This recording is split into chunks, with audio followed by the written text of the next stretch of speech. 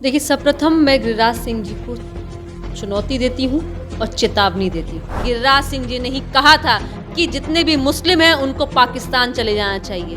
वैसी है कि गैर हिंदू जितने भी हैं उनको अब देश में रखना नहीं चाहती है।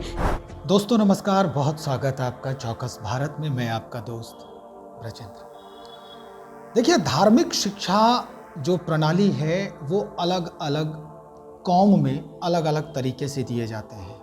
और अगर हम बात करें खासकर सनातन धर्म की या इस्लाम धर्म की, तो इनके लिए अलग अलग व्यवस्थाएं हैं धार्मिक शिक्षा पद्धति को बढ़ावा देने के लिए। लेकिन बात हम इसलिए कर रहे हैं मदरसों की, क्योंकि बिहार में जो राजनीतिक माहौल है वो मदरसों के ऊपर अब अलग दिखाई दे रहा है। गिरिराज सिंह जो केंद्रीय मंत्री हैं वो कह रहे हैं कि भाई मदरसे जो हैं वो अवैध हैं, मस्जिदें अवैध हैं, इनकी जांच होनी चाहिए।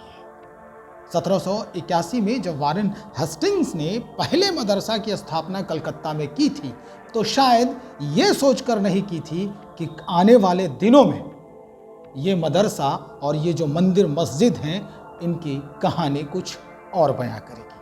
चलिए इस बाबत आज बातचीत करेंगे। हमारे साथ अनुप्रिया जी हैं, प्रबुद्ध प्रवक्ता हैं जनता दल यूनाइटेड की। इन्हीं से बात करते हैं। गिरिराज सिंह ने कहा है कि भाई मदरसों की जांच होनी चाहिए, मस्जिदों की जांच होनी चाहिए, अगर वो अवैध हैं तो उन्हें बंद करा देनी चाहिए। इसके अलग आयाम निकल के सामने आ रहे हैं। क्या कहना है आपका? देखिए, सर्वप्रथम मैं गिरिराज सिंह जी को चुनौती देती हूँ और चेतावनी देती हूँ। ये जिस तरह से बिहार के गंगा जमुनी तहजीब को बर्बाद करने का प्रयास कर रहे हैं, तुष्टीकरण की राजनीति कर रहे हैं, 2024 के चुनाव, लोकसभा चुनाव की उनको याद आ रही है, उसकी पृष्ठभूमि तैयार कर रहे हैं। मैं उनको चेतावनी देती हूँ कि जो आरोप आपने लगाया है और जो आरोप आपने जनता के बीच में रखा है, क्या इसके लिए आपके पास कोई तथ्य है, कोई एविडेंस है? आपकी सरकार है केंद्र में, आपको पता होना चाहिए कि क्या सही क्या गलत है। अगर आप बिना एविडेंस के आरोप लगा रहे हैं तो आप पे बहुत बड़ी कार्रवाई हो सकती है। और कार्रवाई अगर कानूनी नहीं होगी तो बिहार की जनता कार्रवाई करेगी 2024 में कि आप यहाँ की शांति भंग करने का प्रयास कर रहे हैं। उनको क्या पता है मदरसा के बारे में? उनको क्या पता है संस्कृत बोर्ड के बारे में? उनको कभी भी डेवलपमेंट, एजुकेशन, जॉब के बारे में कोई मतलब नहीं होता है। उनकी बार बार जो उनके स्टेटमेंट आते हैं, इससे ये दर्शाता है कि भारत के संविधान के इत्र हो गए वो काम कर रहे हैं। क्योंकि संविधान यह कहता है कि इस देश में सभी धर्म के लोगों को रहने की इजाजत है, सभी का एक समान सम्मान है। लेकिन उनकी मानसिकता दर्शाती है, उनकी पार्टी की सोच दर्शाती है कि किस तरह से गैर हिंदुओं को ये भारत में रखना नहीं चाहते हैं। और मैं गलत अगर हूं तो मुझे सुधारिएगा। गिरिराज सिंह जी ने ही कहा था कि जितने भी मुस्लिम हैं उनको पाकिस्तान चले जाना चाहिए। तो उनकी जो कूटनीति है, उनकी जो तुष्टीकरण की राजनीति है, बिहार की जनता के साथ साथ देश की जनता जानती है कि उनका लक्ष्य क्या है, उनको टारगेट क्या मिला है। और मैं कहती हूँ टारगेट के हिसाब से ये काम करे। और बीजेपी का यही टारगेट है कि जितनी से जितनी ज़्यादा लोगों को धर्म के नाम पे बांटो, जाति के नाम पे बांटो। कभी भी इन्होंने विकास का कार्य की बात नहीं किया। उनकी अपनी एक क्षेत्र है जहाँ से उनके लोगों ने चुना है।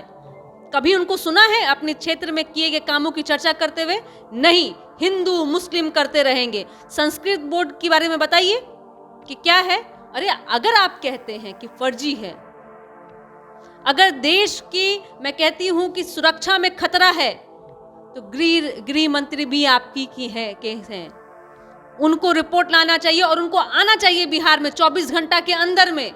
और कार्रवाई कीजिए, कानूनी कार्रवाई कीजिए। चाहे वो संस्कृत बोर्ड की बात हो रही हो, चाहे आप मदरसों की बात कर रहे हो, कतई भी अगर देश की सुरक्षा खतरे में है तो ये बर्दाश्त नहीं किया जाएगा। सिर्फ हवाबाजी से काम नहीं चलता है। लेकिन वो तो कह रहे हैं कि लगभग 3000 मदरसे हैं, मस्जिद और मदरसे हैं बिहार में, और इनमें जो प्रगतिशील शिक्षा नहीं दिया जाता है, प्रगतिशील शिक्षा के इतर ब्रेन वॉश, धार्मिक ब्रेन वॉश किया जाता है यहाँ पे। देखिए, मुझे जो जानकारी है, बिहार में 1942 अनुदानित मदरसे हैं, जिसमें आपको बता दूं मैं कि 1732 जो हैं वो बदसानिया हैं।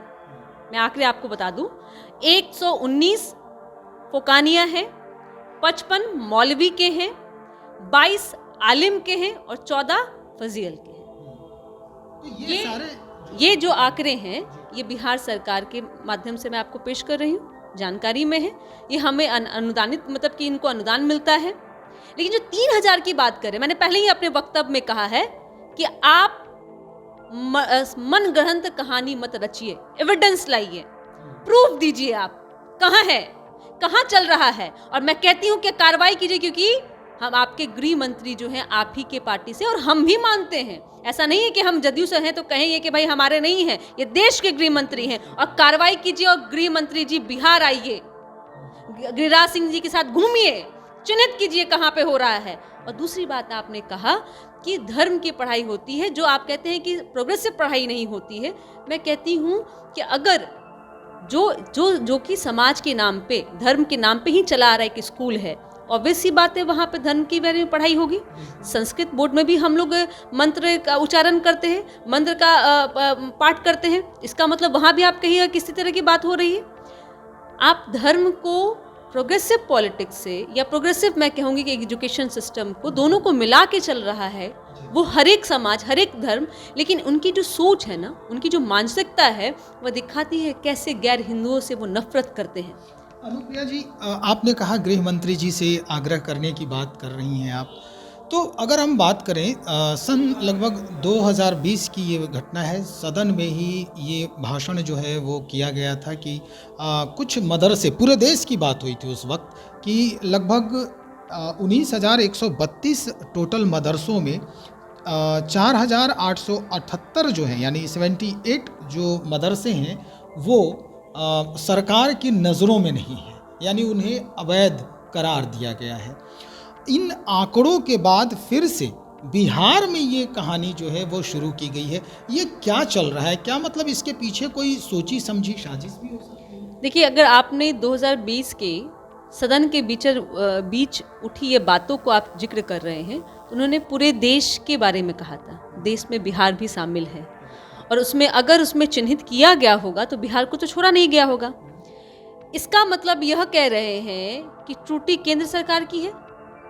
क्या आपने 2020, हम 23 की में आए हैं, ज़्यादा वर्ष पुरानी बात ही नहीं है, 2 वर्ष पहले की बात है। तो आपकी त्रुटि रह गई कि आपने अगर जो कहा कि ऐसे अवैध चल रहे हैं, क्योंकि अवैध पे कार्रवाई भी आप ही को करना है, और कार्रवाई आपकी अधूरी रह गई। मतलब वही हुआ होगा जहाँ जहाँ इलेक्शन हुआ होगा, जहाँ जहाँ इलेक्शन बीजेपी लड़ रही होगी। देखिए, ये इलेक्शंस के हिसाब से अगर आप देश में इस तरह से धर्म जाति के नाम पे राजनीति करेंगे तो देश के अंदर शांति भंग हो रही है। और आप अगर रिपोर्ट की बात मैं करूं, 2014 के बाद में कई ऐसी घटनाएं हैं जिसके देश के, मैं कहती हूँ, नींव, देश की सोच और देश के अंदर में सद्भावना की जो बात कह रहे हैं ना, उसको हिला के रख दिया है ये मोदी सरकार। मैं कहूँगी क्योंकि ये मोदी भाजपा की सरकार नहीं, क्योंकि हमारे आदरणीय मुख्यमंत्री नीतीश कुमार जी कहते हैं भाजपा मोदी जी के आने के पहले की भी भाजपा थी और मोदी जी के आने के बाद की भी भाजपा है, जिसने एक रंग दिया है, जिसमें धर्म की राजनीति का एक नया रंग दिया है। और कहते हैं कि ये मोदी जो बीजेपी है वैसी है कि गैर हिंदू जितने भी हैं उनको अब देश में रखना नहीं चाहती है। देश की जनता पे मैं छोड़ती हूँ कि अब हमें कैसी सरकार चुननी चाहिए कि जो डेवलपमेंट की बात करे, जो नौकरी की बात करे, जो सुरक्षा की बात करे, जो हमारे संविधान को बचाने की बात करे। क्योंकि मैं संविधान इसलिए कह रही हूँ कि संविधान कहता है कि हम सभी लोग, सभी धर्म के लोग, सभी जाति के लोग उतनी ही सुकून से रह सकते हैं इस भारत में, जितने हिंदू रहते हैं उतने ईसाई भी रह सकते हैं, उतने मुस्लिम भी रह सकते हैं, सिख भी रह सकते हैं। और हमने तो यही गीत गाया है कि हिंदू, मुस्लिम, सिख, ईसाई सब आपस में हैं भाई भाई। तो ये बांटने का प्रयास बीजेपी जो बार बार कह रही है, मैं फिर कहती हूँ कि अगर इन्होंने, मैं चेतावनी मैं दे रही हूँ, अगर इन्होंने एविडेंस नहीं लाया तो एविडेंस 2024 में देश की जनता देगी। भाजपा मुक्त भारत बना करके 2025 में जो जितने भी बिहार में यहाँ विधायक हैं भाजपा के, उनको उनके पद, उनके क्षेत्र से उनको साफ करके करेगी, क्योंकि अब हमें ऐसे तुष्टीकरण की राजनीति नहीं चाहिए। आखिर में एक सवाल और कि क्या वाकई में जिस तरह से आप काउंटर कर रही हैं गिरिराज सिंह के बयानों के ऊपर, तो ये क्या भारतीय जनता पार्टी की तरफ से हिंदुत्व के जो कार्ड हैं वो इसे फिर से पसारने का प्रयास है? देखिए, बिहार में माननीय मुख्यमंत्री जी के, मैं कहती हूँ कि एक बहुत सराहनीय कार्य हुआ। उन्होंने हिम्मत दिखाया, एक चैलेंज पूरे देश के सामने उन्होंने एक नज़ीर पेश की, जाति आधारित जनगणना करा करके जो रिपोर्ट सामने आई है। देखिए, ये जाति आधारित जो जनगणना थी ना, इसका मूल मकसद हमारे यहाँ था कि न्याय के साथ विकास, वैसे समाज के लोगों, जैसे वर्ग के लोगों का जो बिहार के विकास की मुख्यधारा से वंचित रह गए हैं, उनको जोड़ना हमारा प्रयास था। और हमने अपने तय समय के हिसाब से वैसे लोगों के लिए एक नई योजनाओं का, आरक्षण के नियमों में बदलाव का ला करके हम विकास की राजनीति कर रहे हैं। लेकिन बिहार में शांतिपूर्ण चल रही प्रगतिशील सरकार भाजपा, जो कि अब सत्ता से बाहर है, जो 9 से 8 महीने पहले, मैं कहती हूँ अब तो साल भर की बात हो गई, सत्ता से बाहर हो गई है, उसको अब समझ में आ रहा है कि हम कैसे यहाँ पे आए। तो उन्होंने एक बिहार को नए कार्ड से खेलने का प्रयास, मैं कह रही हूँ कि धर्म के कार्ड से खेलने का प्रयास कर रही हूँ। लेकिन मैं फिर कहती हूँ कि बिहार की जो जनता है बहुत ही शिक्षित है, बहुत प्रबुद्ध है। उनको पता है कि हम जो गंगा जमनी तहजीब है जिसके साथ हम पले बड़े हैं और जिनको हम निभाएंगे, क्योंकि हम ही बिहारी वासी हैं जो नज़ीर पेश करते आए हैं शुरू से कई मुद्दों पर, जब चाहे जेपी का आंदोलन हो, चाहे वर्तमान में इंडिया अलायंस हो, चाहे ये जो हमारी जो तहजीब है उसको बचाने की हो, तो बिहार की जनता बचा के रहेगी और ये कार्ड उनको महंगा पड़ेगा। चलिए, बहुत शुक्रिया जानकारी देने के लिए। तो हमारे साथ प्रबुद्ध प्रवक्ता जदयू की अनुप्रिया जी हैं। स्पष्ट कर दिया है कि यह हिंदुत्व कार्ड ही है और कुछ भी नहीं, और ये कार्ड फिर वापस लौट के उन्हीं को मिलने वाला है, यानी काफ़ी महंगा साबित होने वाला है, जिस तरह के बयान केंद्रीय मंत्री गिरिराज सिंह लगातार दे रहे हैं। देखते हैं, इस बाबत हम और बातचीत करेंगे, भारतीय जनता पार्टी के लोगों से भी बात करेंगे इस बाबत कि वाकई में क्या ये हिंदुत्व कार्ड है। ऐसे सवाल जरूर किए जाएंगे, लेकिन इसके लिए आपको हमारे साथ इंतज़ार करना होगा, हमारे साथ बने रहना होगा। बहुत शुक्रिया आपका।